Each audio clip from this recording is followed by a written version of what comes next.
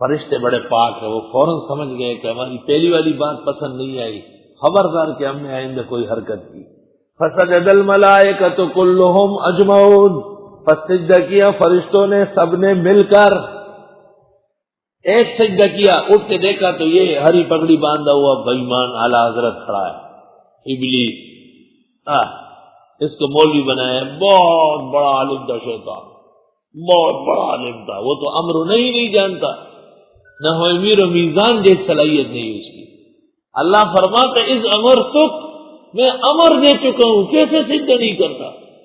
وہ پھر کہتے ہیں انا خیر منہ خلقتنی من نار وخلقتہ من طین۔ غلط در غلط ابلیس کے عالم ہونے کا کوئی ثبوت نہیں، سب اسرائیلی ڈھکوسلے ہیں۔ ہمارے مفسرین نے بھی اسے مٹھائی سمجھ کے کھانا شروع کر دیا ہے۔ ایسی باتیں کرتے ہوئے شرم کرنے چاہیے قرآن کی عظمت سے۔ شیطان جاہل بیٹا جاہل ہے، علم کی توہین کے لیے مشہور کیا گیا۔ شیطان بھی بڑا عالم تھا، شیطان جاہل بڑا تھا، عالم بڑا نہیں تھا۔ اللہ علم کی اہانت نہیں کرتا۔ غلط ہے، کسی صحیح حدیث و روایت میں نہیں ہے کہ شیطان بڑا عالم تھا۔ یہ سب ڈکوسلے ہیں اور میڈین کمپنی کا خام کچا مال ہے، مسترد کیا ہوا مال ہے۔ پس سجدہ کیا فرشتوں نے سب نے مل کر۔ مفسرین نے لکھا ہے کہ ملائک نے سجدہ کیا، دیکھا تو یہ کھڑا ہے، ایسے تو ڈر گئے وہ کہ یہ لالا گل تو ابھی تک کھڑا ہے، تو وہ دوسرے سجدے میں چلے گئے۔ اس لیے ہر رکعت میں 2 سجدے فرض ہوئے، اور فقہاء لکھتے لا علی التعین، ہر ایک جیسے فرض ہے۔ وہ قول غلط ہے جس میں کہا ہے پہلا فرض دوسرا واجب، اس کو رد کیا گیا ہے۔ لا علی التعین، دونوں ایک جیسے فرض ہے۔ اور امام اعظم نے جو کہا ہے کہ اولین میں قرات فرض ہے، نماز کی 2 رکعت ہے، اصل امام اس سے سمجھ گئے کہ حکم سجدے کا تو ملائک نے 2 کیے، تو نماز کم از کم 2 رکعت میں تو سورت ملانا ضروری ہونا چاہیے۔ آفرین امام اعظم کے تفقہ پر، اور آفرین امام اعظم کے قرآن دانی پر ہے۔ میں تو حیران رہتا ہوں جب حضرت کو سوچتا ہوں، کہاں سے کہاں ذہن پہنچتا ہے۔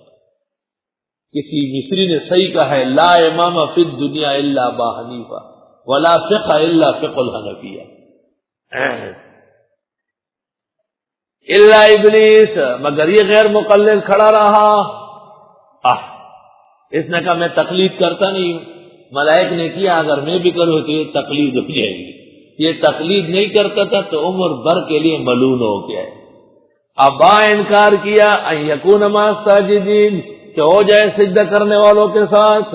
قال یا ابلیس، اللہ نے کہا اے ابلیس، ما لک، تجھے کیا ہوا، اللہ تکون مع الساجدین، کہ تو نہ ہوا سجدہ کرنے والوں کے ساتھ۔ دیکھو، آپ کو فرشتوں کی تقلید کرنی چاہیے تھی، نیک لوگوں کی تقلید میں حفاظت ہے۔ اس میں ایک اور رد بھی تھی نا، قال، کہنے لگا لم اکن لاسجد لبشر، نہیں ہوں میں کہ سجدہ کروں بشر کا۔ یہ غیر مقلد تھا، اعلی حضرت تھا۔ یہ ہے فاضل بریلوی۔ فاضل بریلوی کہتے ہیں کہ نبی بشر ہو ہی نہیں سکتا، نبی تو نور ہوتا ہے۔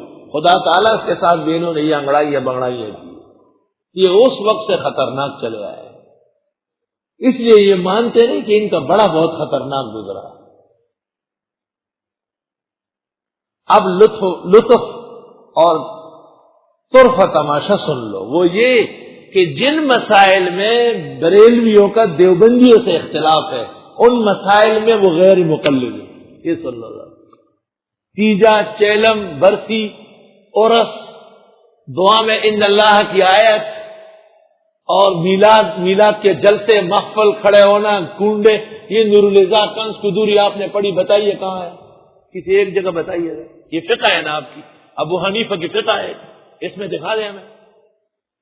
میں نے احسن العطر کے اخیر میں لکھا ہے کہ جن مسائل میں ان کا ہم سے اختلاف ہے، ان میں یہ پکے غیر مقلد ہے، قطعاً حنفی نہیں ہے۔ امام کی فقہ سر آنکھوں پر، ہم سر رکھنے کے لیے تیار ہیں۔ امام ابو حنیفہ کی فقہ ہو اور ہم پیچھے ہو، توبہ، حاشا وکلا۔ یہ نقطہ یاد رکھو خصوصی، کہ آیات سے پتہ چلتا ہے کہ ابلیس غیر مقلد بھی تھا اور بدعتی بھی تھا۔